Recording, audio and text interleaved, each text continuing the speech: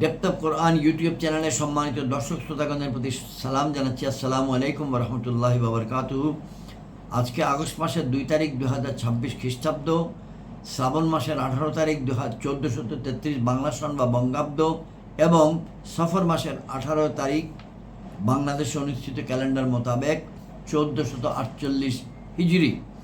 আজকে আমরা 240 নম্বর পর্ব উপস্থাপন করব ডেপথ অফ কোরআন ইউটিউব চ্যানেলে, এবং আজকের পর্বে আমরা পবিত্র কোরআনের 32তম সূরা সাজদা এর আয়াত 7 থেকে আয়াত 14 তেলাওয়াত করব এবং অর্থ উপস্থাপন করব, এবং যেখানে প্রয়োজন সেখানে টিকা একটি পড়ে শোনাবো যাতে আমাদের বুঝতে সহজ হয়। আমরা যে কিতাবটি থেকে তেলাওয়াত করি এবং পড়ে শোনাই সেটি হলো আলা হযরত ইমাম মোহাম্মদ আহমদ রেজা খান বেরলভী রহমতুল্লাহি আলাইহি কর্তৃক কৃত তরজমা এ কোরআন, নাম কানজুল ঈমান, ও হাকিমুল উম্মত আল্লামা মুফতি আহমদ ইয়ার খান নঈমি রহমতুল্লাহ আলাইহি কর্তৃক কৃত তাফসির নুরুল ইরফান, এই উভয়ের সমন্বয়কৃত বাংলা অনুবাদ করেছেন হযরত মাওলানা মুহাম্মদ আব্দুল মান্নান, চট্টগ্রাম নিবাসী। মাঝে মধ্যে আমরা আরেকটি কিতাব থেকে বলি, সেটি হলো অত্যন্ত চমৎকার কিতাব ডক্টর মিজানুর রহমান আজহারি মহোদয় কর্তৃক লিখিত বা সংকলিত কিতাব, নাম এক নজরে কোরআন।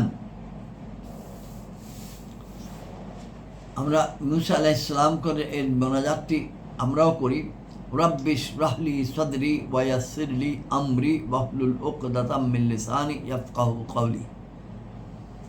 আমরা দরুদ শরীফ তেলাওয়াত করি, আল্লাহুম্মা সাল্লি আলা মুহাম্মাদিন ওয়া আলা আলি মুহাম্মাদিন কামা সাল্লাইতা আলা ইব্রাহিম ওয়া আলা আলি ইব্রাহিম ইন্নাকা হামিদুম মাজিদ। আল্লাহুম্মা বারিক আলা মুহাম্মাদিন ওয়া আলা আলি মুহাম্মাদিন কামা বারাকতা আলা ইব্রাহিম ওয়া আলা আলি ইব্রাহিম ইন্নাকা হামিদুম মাজিদ। সাল্লাল্লাহু আলাইহি ওয়াসাল্লাম, সাল্লাল্লাহু আলাইহি ওয়াসাল্লাম, সাল্লাল্লাহু আলাইহি ওয়াসাল্লাম। আউযু বিল্লাহি মিনাশ শাইতানির রাজীম, বিসমিল্লাহির রহমানির রহিম। সূরা আস-সাজদার আয়াত 3, 4, আয়াত 4, 5, 6 আমরা গত পর্বে তেলাওয়াত করেছি। সেখানে আল্লাহ রাব্বুল আলামিনের পরিচয় দেওয়া হয়েছে, সেই পরিচয়টি এখানেও কন্টিনিউ করছে। আমরা 6 থেকে তেলাওয়াত করি, যদিও এই পর্বটি 7 থেকে। যালিকা আলিমুল গায়বি ওয়াশ শাহাদাতিল আজিজুর রহিম। তারপরে হচ্ছে আজিজুর রহিম আল্লাযী আহসানা কুল্লা শাইইন খালাকাহু ওয়া বাদাআ খালকাল ইনসানি মিন তিন সুম্মা জাআলা নাসলাহু মিন সুলালাতিন মিন মাইম মাহিন সুম্মা সাওয়াহু ওয়া নাখাফা ফীহি মির রূহিহি ওয়া জাআলা লাকুমুস সামআ ওয়াল আবসারা ওয়াল আফইদা ক্বালীলাম মা তাশকুরুন ওয়া ক্বালু আইযা যালালনা ফিল আরদি আইন্না লাফি খালকিন জাদীদ বাল হুম বিলিকাই রাব্বিহিম কাফিরুন কুল ইয়াতাওয়াফফাকুম মালাকুল মাউতিল্লাযী ওয়াকিল্লা বিকুম সুম্মা ইলা রাব্বিকুম তুরজাউন। কুল ইয়াতাওয়াফফাকুম মালাকুল মাউতিল্লাযী ওয়াকিল্লা বিকুম সুম্মা ইলা রাব্বিকুম তুরজাউন। ওয়ালাউ তারা ইযিল মুজরিমুনা নাকিসু রুসিহিম ইনদা রাব্বিহিম রব্বানা আবসারনা ওয়া সামি'না ফারজি'না না'মাল সালিহান ইন্না মুকিনুন। ওয়ালাউ শি'না লাআতাইনা কুল্লা নাফসিন হুদাহা ওয়ালাকিন হাক্কাল কওলু মিন্নি লা'মালা আন্না জাহান্নামা মিনাল জিন্নাতি ওয়ান নাসি আজমাইন ফাযুকু বিমা নাসিতুম লিকা ইয়াউমিকুম হাযা ইন্না নাসিনাকুম ওয়াযুকু আযাবাল খুলদি বিমা কুনতুম তা'মালুন। সাদাকাল্লাহুল আযীম ওয়া সাদাকা রাসূলুহুন নবিয়্যুল কারীম। আমরা বাংলা অর্থে যাই। আমরা 4, 5, 6 নম্বর আয়াতে এই পবিত্র সূরার আল্লাহ রাব্বুল আলামিনের পরিচয় দেওয়া হচ্ছিল, যেটা গত পর্বে 238 নম্বর পর্বে বলেছি। সেটার কন্টিনিউয়েশন, সেটার ধারাবাহিকতায় তিনি হন সেই আল্লাহ, তিনি অর্থাৎ এরকম যে তিনি আল্লাহ যিনি যা কিছু সৃষ্টি করেছেন উত্তম রূপে সৃষ্টি করেছেন এবং মানব জাতির সৃষ্টির সূচনা মাটি থেকে করেছেন। অতঃপর তার বংশ সৃষ্টি করেন এক তুচ্ছ পানির নির্যাস থেকে। অতঃপর সেটাকে সুঠাম করেছেন, তাতে তার নিকট থেকে রূহ ফুঁকেছেন, আর তোমাদেরকে কান ও চক্ষু এবং অন্তরসমূহ দান করেছেন। কতই অল্প কৃতজ্ঞতা প্রকাশ করে থাকো।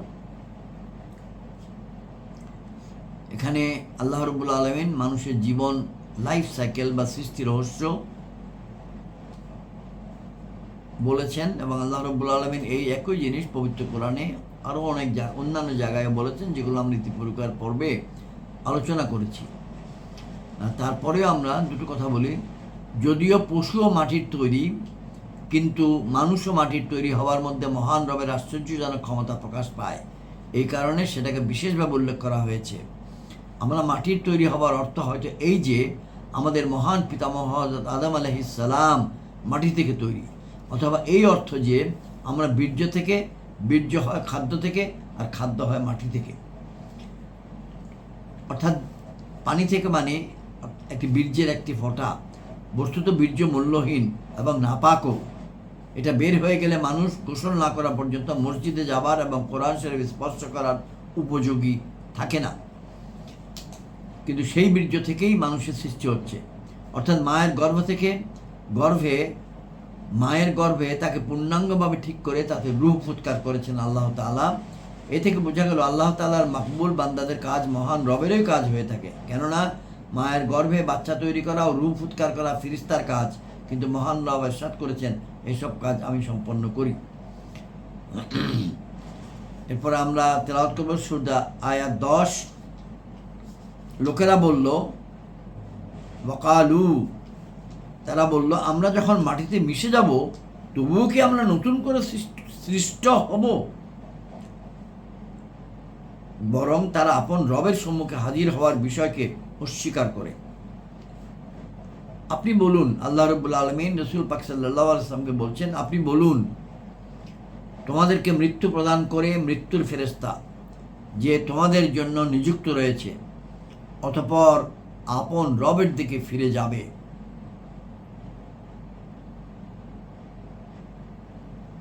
এবং কখনো আপনি দেখবেন যখন অপরাধী আপন রবের দিকে মাথা নিচের দিকে ঝুঁকিয়ে থাকবে এবং বলবে, হে আমাদের রব, এখন আমরা দেখেছি এবং শুনেছি, আমাদেরকে পুনরায় প্রেরণ করো যাতে আমরা সৎ কাজ করি, আমাদের মধ্যে দৃঢ় বিশ্বাস এসে গেছে। এখানে টিকা 25-26 শর্তব্য, অর্থাৎ টু বি রিমেম্বার্ড। কিয়ামতে আল্লাহর দরবারে সবাই মাথা নত করে থাকবে, কিন্তু কাফির থাকবে লজ্জা ও শরমের কারণে, আর মুমিন মুত্তাকি থাকবে দরবারের আদব রক্ষার্থে। এখানে লজ্জা শরমের কারণে মাথা নত করে বোঝানো হয়েছে। এবং আরটি হলো যে আমরা দেখেছি এবং আমরা শুনেছি, অর্থাৎ কবর থেকে ওঠার পর অদৃশ্য জগতের জিনিসগুলো সচক্ষে দেখে নিয়েছি এবং ফেরেশতাদের কথা নিজ কানে শুনে নিয়েছি। এখন আমাদের নিশ্চিত বিশ্বাস হয়েছে যে নবীগণ দুনিয়াতে যা আমাদেরকে বলেছিলেন সত্যই বলেছিলেন। কিন্তু এই যে মুশরিক কাফিরগণ কবর থেকে উঠে জানার পর বিশ্বাস আনলো, এইটা মেনে নেওয়া বা গ্রহণযোগ্য আর হবে না। এই মেনে নেওয়াকে ঈমান বলা যাবে না। কেন? ঈমান নাম হচ্ছে নবীর উপর নির্ভর করার এবং তাদের মাধ্যমে সমস্ত গায়েব বা অদৃশ্য বিষয়কে মেনে নেওয়ার। আয়াত 13। এবং আমি যদি ইচ্ছা করতাম তবে প্রত্যেক ব্যক্তিকে সেটার প্রতি পথ দেখাইতাম। সেটার প্রতি মানে হেদায়েতের প্রতি, তার উপকারের জন্য, ব্যক্তির উপকারের জন্য। কিন্তু আমার বাণী অবধারিত হয়ে গেছে যে অবশ্যই আমি জাহান্নামকে ভর্তি করব ওই সব জিন ও মানব দ্বারা। কোন সব? যেসব জিন ও মানুষ স্বেচ্ছায় কুফর ও শিরক করে তাদেরকে দিয়ে দোজখ ভর্তি করানো হবে। আয়াত 14 এবং আজকের আলোচনার শেষ আয়াত। এখন স্বাদ গ্রহণ করো। আল্লাহ রাব্বুল আলামিন করছেন কোট এখন স্বাদ গ্রহণ করো এরই পরিণামে যে তোমরা তোমাদের এই দিনের উপস্থিতির কথা বিস্মৃত হয়েছিলে। আমি তোমাদেরকে ছেড়ে দিয়েছি, এখন স্থায়ী শাস্তি ভোগ করতে থাকো নিজেদের কৃতকর্মের প্রতিফল। আনকোট। আসসালামু আলাইকুম ওয়া রাহমাতুল্লাহি ওয়া বারাকাতুহু।